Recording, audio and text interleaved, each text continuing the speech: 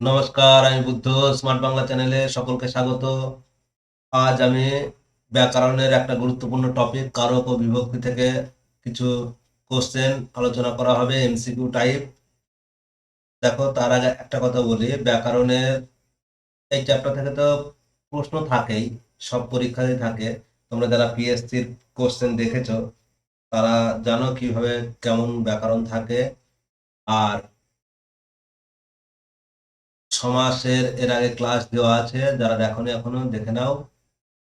আমি এখানে মূলত কারকের এমসিকিউ টাইপের প্রশ্ন শুরু করছি।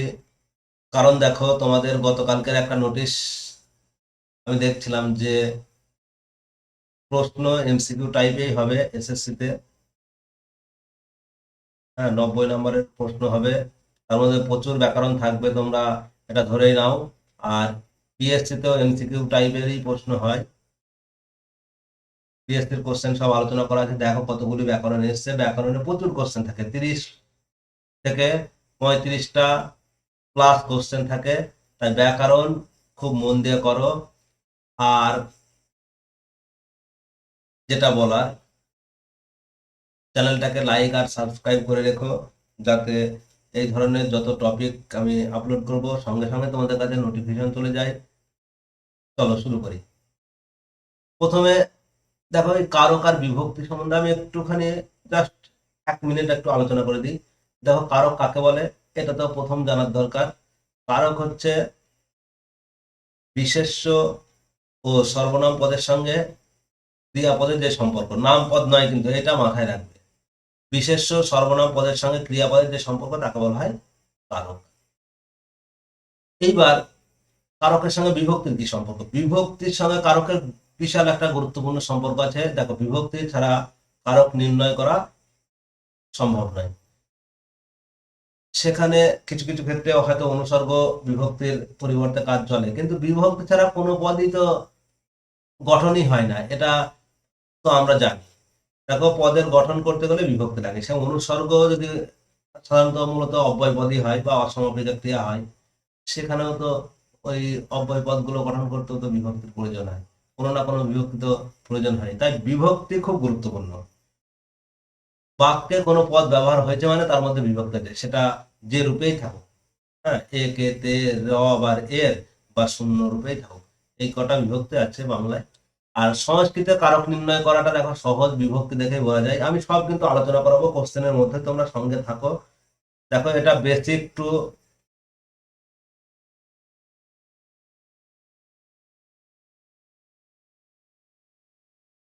অ্যাডভান্স, বেসিক টু অ্যাডভান্স, তোমরা কিছু না কিছু নতুন কিছু শিখবে। একটু হার্ডও আছে, আবার কিছু কিছু কোশ্চেন একদম সহজও আছে। চলো শুরু করি। কারককে পরিণমন কে বলেছেন? এটা দেখো, সুনীতি কুমার চট্টোপাধ্যায়, মোহাম্মদ শহীদুল্লাহ, রামেশ্বর সহ, এগুলো সবাই, রাজা রামমোহন রায়, সবাই এরা মূলত ভাষাবিদই সবাই। এই কথাটা বলবে রাজা রামমোহন রায়। রামেশ্বর স্বর ব্যাকরণ গ্রন্থ আছে, সাধারণ ভাষা বিজ্ঞান বাংলা ভাষা। মোহাম্মদ শহীদুল্লাহের বাংলা ব্যাকরণ আছে, আবার ভাষা নিয়েও লেখা আছে। সুনীতি কুমার তো একজন বিখ্যাত ভাষাবিদ আমাদের ভারতবর্ষের। কারক শব্দটির প্রত্যয় কি হবে? দেখো, ক্রি যোগ অক, এগুলো সব হলন্ত চিহ্ন হবে, এগুলো দেওয়া যায়নি প্রিন্টিং এর সমস্যার জন্য। ক্রি যোগ অক, ক্রি যোগ নক, কার যোগ নক, কারক যোগ অক। দেখো, এটা যারা জানো তাদের বলি, ক্রি যোগ নক সঠিক উত্তর। ক্রি যোগ অক এটাও হয়, কিন্তু যেখানে ক্রি যোগ নক থাকবে সেখানে আর অকের প্রয়োজন নেই, কারণ অকটাই মূর্ধন্যটাই ইথ হয়ে ওই অ হয়ে যায়। হ্যাঁ, এইটা মনে রাখবে, অক বা নক। যদি অক না থাকে তাহলে নক হবে, নক যদি না থাকে তাহলে অক হবে। আর যদি দুটোই থাকে তাহলে নককেই, ক্রি যোগ নককেই তোমরা সঠিক হিসাবে ধরে নেবে, অক দেবে না কিন্তু। নক থাকলে অক কিন্তু হবে না, এটা মাথায় রেখো। কারক নির্ণয় করতে কোন বিভক্তির প্রয়োজন হয়? দেখো, কারক নির্ণয় করতে ক্রিয়া বিভক্তির, শব্দ বিভক্তির, সংস্কৃত বিভক্তির, খাঁটি বাংলা বিভক্তি। এইটা খুব গুরুত্বপূর্ণ একটা কোশ্চেন আমার মনে হয়। দেখো, তোমরা একটু ভালো করে বোঝো, কারক নির্ণয় করতে অনেকে হয়তো এটা ঠিক মেরে দিয়ে চলে আসবে, কিন্তু না, এটা কিন্তু সঠিক অ্যান্সার নয়। এটা সঠিক অ্যান্সার হচ্ছে শব্দ বিভক্তি। দেখো আমরা কারক কার নির্ণয় করি, ক্রিয়ার কারক নির্ণয় করি না নামপদের নির্ণয় করি? নামপদ বলা ভুল হবে, বিশেষ্য অথবা সর্বনাম। দেখো বিশেষণ পদেরও কিন্তু কারক হয় না। বিশেষণ পদ কিছু কিছু ক্ষেত্রে যখন বিশেষ্য রূপে বসে তখনই কিন্তু কারক হয়, এটা মাথায় রাখবে। তাই আমরা যারা 12 ক্লাসের ভাষা চর্চার যে বইটা আছে সেটা যারা করেছে বাঙালির ভাষা সংস্কৃতির ইতিহাসে, সেখানে দেখবে বর্গান্তর বলে একটা তোমাদের টপিক আছে। সেখানে এই ধরনের বিশেষণ কখন বিশেষ্য হিসেবে ব্যবহৃত হয় সেগুলো কিন্তু দেওয়া আছে। যেমন রামবাবু ধনী ব্যক্তি, এখানে ধনীটা বিশেষণ, কিন্তু ধনী মাত্রই দয়ালু নয়, এটা হচ্ছে এই ধনীটা কিন্তু বিশেষ্য হিসেবে ব্যবহার করলাম। এইরকম ধরনের উদাহরণ তোমরা অনেক পেয়ে যাবে। তাই বিশেষণ অনেক সময় বিশেষ্য হিসেবে ব্যবহৃত হলে সেটা কারকে সেটা কারক নির্ণয় করা যায়, কিন্তু বিশেষণ পদের কারক নির্ণয় করা যায় না, এটা মাথায় রাখবে। তাই আমি এখানে বিশেষ্য বা সর্বনাম বলেছি, নাম পদ কিন্তু নয়, অব্যয় পদের নির্ণয় করা যায় না, এটা মাথায় রাখবে। আর নাম পদের সঙ্গে অনেক বইয়ে দেখবে আছে বাচ্চাদের, যারা দেখো টিউশন পড়াও, ম্যাক্সিমাম জানি যারা বাংলার আছো তারা তো কম বেশি টিউশন পড়াও, ব্যাকরণ তো করাতেই হয়। দেখবে অনেক বইয়েও আছে নাম পদের সঙ্গে ক্রিয়াপদের সম্পর্ক, ওই সংজ্ঞাটা কিন্তু পুরোপুরি ভুল, এটা কিন্তু মাথায় রাখবে। তোমরা কিন্তু তোমাদের ছাত্রদের এটা একটু ভালো করে শেখাবে, ওই সংজ্ঞাটা ভুলটা ধরিয়ে দেবে। নেক্সট দেখো, নিম্নের কোনটিকে পাসপোর্ট অফ সেন্টেন্স বলা যায়? অনুসর্গকে, প্রত্যয়কে, ক্রিয়া বিভক্তিকে, শব্দ বিভক্তিকে, বিভক্তিকে। এখানে আমি 5টা অপশন দিয়েছি। দেখো পাসপোর্ট অফ সেন্টেন্স মানে বাক্যে প্রবেশের ছাড়পত্র, এটা বাংলা হচ্ছে বাক্যে প্রবেশের ছাড়পত্র। দেখো কাকে বলা হয়, এটা না ক্রিয়া বিভক্তি, না শব্দ বিভক্তি, না প্রত্যয়, না অনুসর্গ, এটা বিভক্তিকে বলা হয়। ঠিক আছে, বিভক্তি ছাড়া কোনো পদের কিন্তু গঠন সম্ভব নয়, সেটা অব্যয় হোক, ক্রিয়া হোক, বিশেষণ হোক, বিশেষ্য হোক, সর্বনাম হোক, সবার মধ্যেই বিভক্তি থাকতেই হবে, তবেই কিন্তু সেটা বাক্যে ব্যবহৃত হওয়ার উপযুক্ত হবে, এটা মাথায় রাখবে। বিভক্তি শব্দের অর্থ কি? মিলন, যুক্ত করা, বিভাজন, সবগুলি। দেখো এটা বিভাজন হবে, মিলন হচ্ছে সন্ধি বা সমাসের, আর দ্বন্দ্ব মানে জোর বা যুক্ত করা। দেখো এখানে আমি বললাম বেসিক টু অ্যাডভান্স, এখানে অনেকের হয়তো কাছে কঠিন লাগতেই পারে, কারণ আমি এখানে তো পুরো ক্লাসটা ডিটেলসে করাচ্ছি না। ডিটেলসে এখন কেউ করে দেবে, এখন পরীক্ষাতে ডিটেলসে তো আর আসে না, এই সংজ্ঞা কি, এর উদাহরণ সহ সংজ্ঞা, এইভাবে আসে না, এখন এমসিকিউ টাইপে আসে। আমি এমসিকিউ এর মধ্যে যতটা পারবো তোমাদের সেগুলো বোঝানোর চেষ্টা করব। যারা ব্যাকরণ সম্বন্ধে একটু জ্ঞান আছে কম বেশি, তারা ভালোই আশা করছি বুঝতে পারবে। আর যারা একদমই নতুন তাদের ক্ষেত্রে একটু অসুবিধা হবে।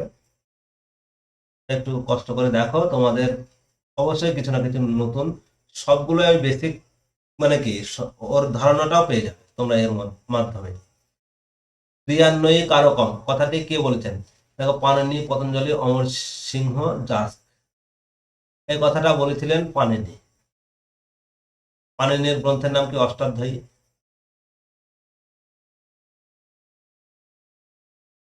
আর পতঞ্জলি একজন বিখ্যাত বৈয়াকরণবিদ, অমর সিংহের অমর কোষ, দাসকে নিরুক্ত, এটা একটা অভিধানিক গ্রন্থের রচয়িতাকার।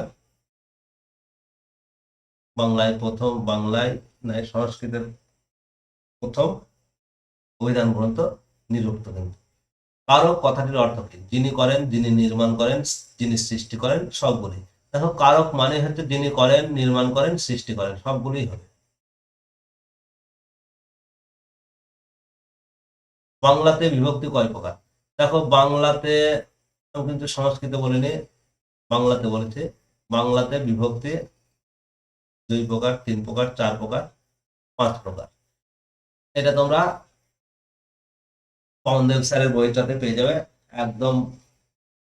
সেখানে বলা আছে বিভক্তি 5 প্রকার। এছাড়াও এছাড়াও আর একটু শুনে রাখো, এই 5 প্রকার বিভক্তিটা কি? এ, কে, তে, র।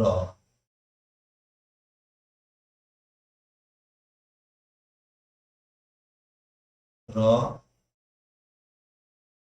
বা এর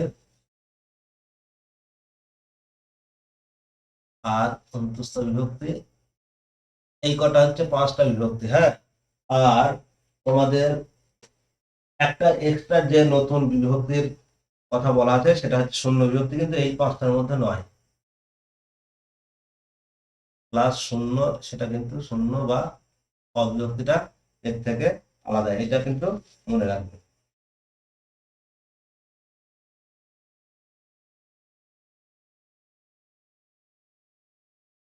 এবার দেখো শব্দ বিভক্তির অপর নাম কি? দেখো শব্দ বিভক্তির অপর নাম কি? এটা কারক বিভক্তি, ধাতু বিভক্তি, ধ্বনি বিভক্তি না তদ্ধিত বিভক্তি? শব্দ বিভক্তির অপর নাম কিন্তু কারক বিভক্তি। কারণ এই শব্দ বিভক্তি কারকে ব্যবহৃত হয়, কারক কিন্তু ধাতু বা ক্রিয়া বিভক্তি ব্যবহৃত হয় না, এটা মনে রাখবে। কারক নির্ণয়ে ধাতু বা ক্রিয়া বিভক্তি ব্যবহৃত হয় না। কারণ ক্রিয়ার তো আর কারক নির্ণয় করা হয় না, তা আগেও বললাম এখনো বলছি, ক্রিয়ার কারক নির্ণয় করা হয় না, তাই শব্দ বিভক্তির অপর নাম কারক বিভক্তি। অনুসর্গ কয় প্রকার? অনুসর্গ 3 প্রকার, 2 প্রকার, 4 প্রকার, কোনোটি নয়। দেখো অনুসর্গ 2 প্রকার। কি কি? একটা অব্যয়জাত অনুসর্গ আর একটা ক্রিয়াজাত অনুসর্গ। অ্যাকচুয়ালি ক্রিয়াজাত এটা অসমাপিকা ক্রিয়া, অসমাপিকা ক্রিয়া, ঠিক আছে। অব্যয়জাত কি? এই হইতে, থেকে, চেয়ে আর জন্য, এগুলো সব অব্যয়জাত। আর ক্রিয়াজাত বলিয়া, কইরা, হ্যাঁ, এইগুলো বলিয়া, বলে, এইগুলো হচ্ছে ক্রিয়াজাত অনুসর্গ। নেক্সট দেখো অনুসর্গের জন্য, এই অনুসর্গের অন্য কি নামে পরিচিত? বা অনুসর্গের নাই, এটা অনুসর্গ অন্য কি নামে পরিচিত হবে? পরসর্গ, কর্ম, প্রবচনীয় পদ, পোস্ট পজিশন, সবগুলি।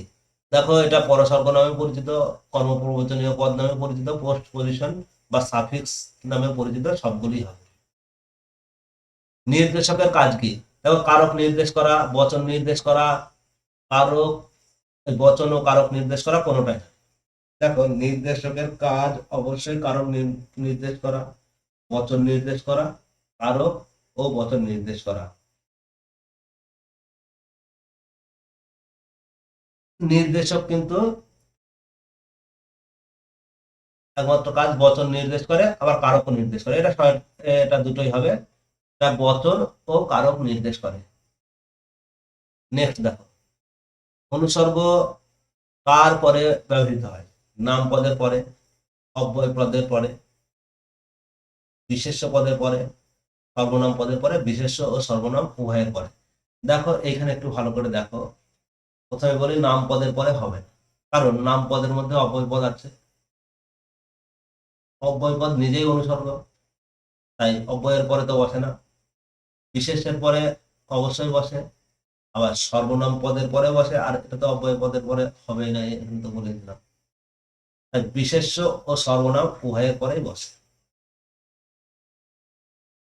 বাংলা ভাষায় বিভক্তির চিহ্ন আছে কয়টি?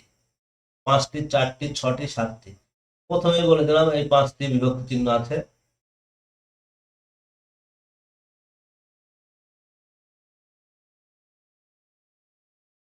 বাংলা ভাষায় যে 5টি বিভক্তি প্রচলিত তার মধ্যে কেবল কবিতায় ব্যবহৃত বিভক্তি কোনটি? এটা খুব ভালো কোশ্চেন, কিন্তু তোমরা মনে রেখো, কেবলমাত্র কবিতায় ব্যবহৃত হয় এ, কে, তে না র, এই রে, এটা সঠিক অ্যান্সার রে। এটা কবিতাতেই শুধুমাত্র এটা ব্যবহৃত হয়, এটা বামনদেব স্যারের বইতে তোমরা পেয়ে যাবে সরাসরি। বাংলা ভাষায় সম্বন্ধ পদের বিভক্তির নিজস্ব চিহ্ন কোনটি? বাংলা ভাষায় সম্বন্ধ পদের বিভক্তির নিজস্ব চিহ্ন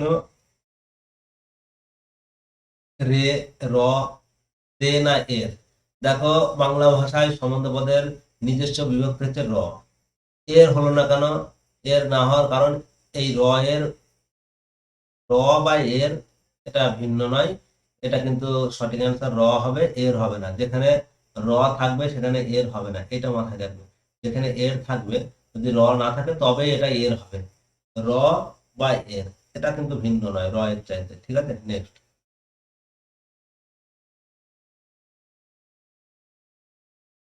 অ্যাকচুয়ালি এই র এর বহু বচনের বিভক্তি হচ্ছে তার, তাদেরকে বা তাদের। তার এক বচনে, আর তাদের হচ্ছে বহু বচন।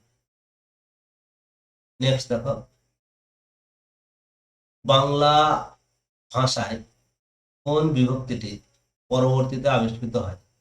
দেখো, এটা প্রথমেই আমি বলে দিয়েছিলাম, যারা একটু ভিডিওটা ভালো করে ফলো করেছো তারা বলতে পারবে শূন্য বিভক্তি, র বিভক্তি, তে বিভক্তি, কে বিভক্তি। দেখো, সঠিক অ্যান্সার এই তিনটি বিভক্তি বাংলা ভাষায় আগে থেকে ছিল, আর প্লাস দুটো। আর এখানে শূন্য বিভক্তিটা কিন্তু নতুন আবিষ্কৃত হয়েছে। এটা এ, কে, এখানে এ একটা বিভক্তি যুক্ত হবে, আর অন্তস্থ একটা বিভক্তি যুক্ত। বাংলা ভাষায় লীন, বাংলা ভাষায় লীন বিভক্তি কোনটি? দেখো, লীন মানে কি? যাকে চোখে দেখা যায় না বা অদৃশ্য বিভক্তি। এবার নিশ্চয় বলতে পারবে লীন বা অদৃশ্য বিভক্তি কোনটি? এ, কে, তে না অ? এই অ হচ্ছে অদৃশ্য বিভক্তি। এই অ কোনো পদের সঙ্গে মিশে থাকলে তাকে বোঝা যায় না। এই এই বিভক্তিটার অপর নাম কি? শূন্য বিভক্তি। নেক্সট দেখো, আর একটা বলি, এই বিভক্তিগুলোর মধ্যে আর একটা কোশ্চেন, তির্যক বিভক্তি কোনটি? একটা প্রশ্ন দিলাম, তির্যক বিভক্তি কোনটি? দেখো, এই তির্যক বিভক্তিটা এর মধ্যে একটা অ্যান্সার হবে, কিন্তু আরেকটু আমি বলে দিই, তির্যক বিভক্তি কিন্তু যে অ্যান্সারটাই হোক এর মধ্যে, সেটা তো অবশ্যই তির্যক বিভক্তি, কিন্তু এই বাকিগুলোও তির্যক বিভক্তি হতে পারে, সেটা বাক্যে ব্যবহার করেই বোঝা যায়। এইটা কিন্তু মাথায় রেখো। বইয়ে হয়তো একটা অ্যান্সার এর মধ্যে থেকে নিয়েছে, সেটা ঠিক, যদি এরকম পরীক্ষায় আসে, অনেক পরীক্ষায়। এবার এমএসসির যে আপার প্রাইমারি পরীক্ষাটা হলো, সেখানে দেখছিলাম এই তির্যক বিভক্তি কোনটি, এটা এমএসসি পরীক্ষায় এসছে এবার 2024-এ। 9, 10, 11, 12 নয়, এটা আপার প্রাইমারিতে এসছে। ঠিক আছে, তো কোশ্চেনটা আমার নিচে আলোচনা করা হয়, যারা দেখোনি তারা মনে করলে দেখে নিতে পারো। তাই এই তির্যক বিভক্তি এখানে তোমরা কমেন্ট সেকশনে জানাও তোমরা কি জানো। আর একটা কথা বলে দিলাম, তির্যক বিভক্তি এখানে যে উত্তরটাই হোক সেটা তো অবশ্যই হবে। আর তির্যক বিভক্তি বাক্যে ব্যবহার করেই কিন্তু বোঝা যায়। মানে তির্যক বিভক্তির সংজ্ঞাটাই এরকম যে একই বিভক্তি যদি একাধিক কারকে ব্যবহৃত হয় তাকেই বলা হয় তির্যক বিভক্তি। তাহলে যে কোনো বিভক্তি যদি একাধিক কারকে ব্যবহৃত হয় তাকেই বলা হয় তির্যক বিভক্তি। এইটুকু মনে রাখো। দেখো, আমি এই ক্লাস করাতে করাতে ভিডিওটা অনেক বড় হয়ে যায়, কেন জানো? এইগুলো আলোচনা করাতে, যাতে তোমাদের একটু সুবিধা হয় বা তোমরা একটু বেশি জানো, সেই জন্যই আমি কিন্তু এইগুলো এক্সট্রা ইনফরমেশন দিয়ে দিই। তাই ভিডিওগুলো স্কিপ করে দেখবে না, তাহলে কিছু হয়তো তোমাদের কি বলা যায়, জানার বিষয়টা কম হয়ে যাবে। কারণ উত্তরটা তো জানলেই এক্সট্রা এই তথ্যগুলো জেনে গেল। নেক্সট দেখো, কারক কাকে বলে? দেখো, এটা তো সবাই জানো, কিন্তু তবু আর একবার আমি ওই যে বললাম, নামপদের সঙ্গে ক্রিয়াপদের সম্পর্কে, বিশেষ্য পদের সঙ্গে ক্রিয়াপদের সম্পর্কে, সর্বনাম পদের সঙ্গে ক্রিয়াপদের সম্পর্কে, না বিশেষ্য ও সর্বনাম পদের সঙ্গে ক্রিয়াপদের সম্পর্কে। এইগুলো কোশ্চেন যখন পরীক্ষা দেবে, ঘরে ফ্যানের হাওয়ায় এসি রুমে বসে অনেক অনেক কিছু বলতে পারে, কিন্তু যখন পরীক্ষা দেবে ওই একটা টেনশনের মাথায় কিন্তু অনেকের ভুল হয়ে যায়। এইরকম সহজ কোশ্চেন কিন্তু ভুল হয়ে যায়। তাই অনেক হয়তো নাম পদের সঙ্গে ক্রিয়াপদের দেখে আর কি দেখবে না, এটা টিক মেরে দিয়ে চলে আসবে। তাই এটা কিন্তু সঠিক অ্যান্সার নয়।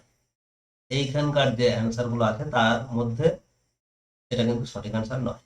কারণ কি আমি বলি, এটা কাটা, এটাও হবে না, এটাও হবে না, মানে এগুলো আংশিক ঠিক।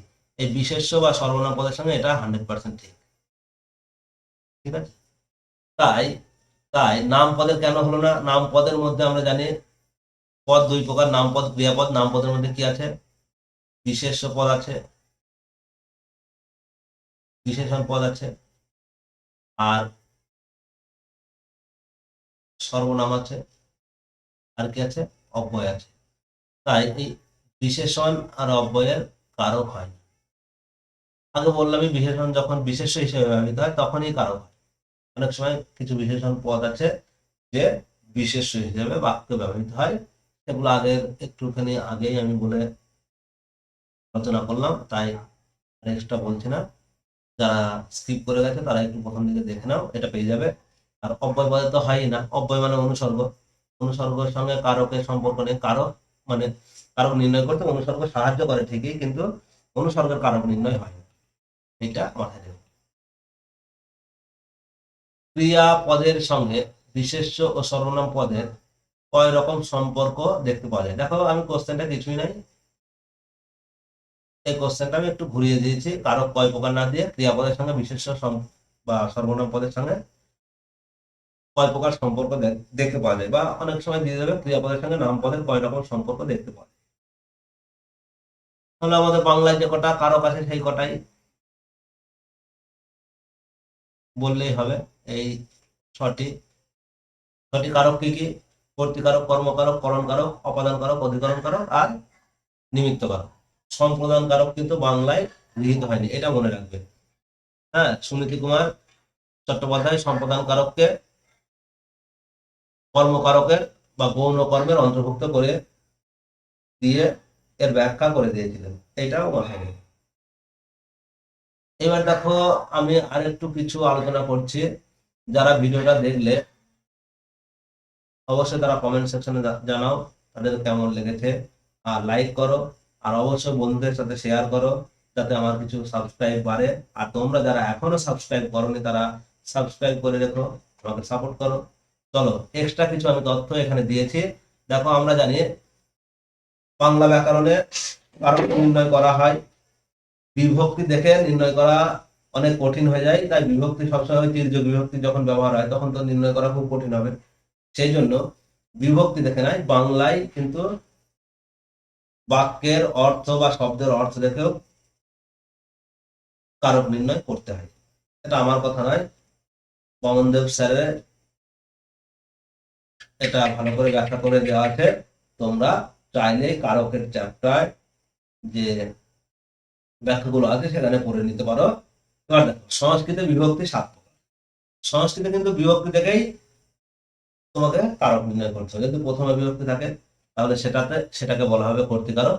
দ্বিতীয় এগুলো দ্বিতীয় বিভক্তি, প্রিন্টিংটা একটু উল্টোপাল্টা হয়ে গেছে। দ্বিতীয় বিভক্তি থাকলে সেটাকে বলা হয় কর্মকারক, তৃতীয় বিভক্তি থাকলে করণকারক, চতুর্থ বিভক্তি থাকলে তাকে বলা হয় সম্প্রদান কারক। এখানে কিন্তু সম্প্রদান কারকের ধারণাটা আছে।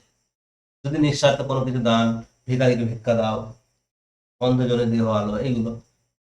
অপাদানে পঞ্চমী, অপাদান কারকে ব্যবহার করা হয় পঞ্চমী। অধিকরণ কারকে কিন্তু ষষ্ঠী নয়, অধিকরণ কারকে সপ্তমী, আর সম্বন্ধ পদে ষষ্ঠী। বিভক্তি যুক্ত হয়। আর একটা কথা জেনে রাখা দরকার, সংস্কৃতে কিন্তু এই বিভক্তি দেখে কারক নির্ণয় করা যায়। এখানে বললাম, এখানে নির্দিষ্ট কারকের জন্য নির্দিষ্ট বিভক্তির ব্যবহার হয়। বাংলাতে কিন্তু এই নিয়ম প্রযুক্ত নয়, অর্থ বুঝা কারক নির্ণয় করতে হয়।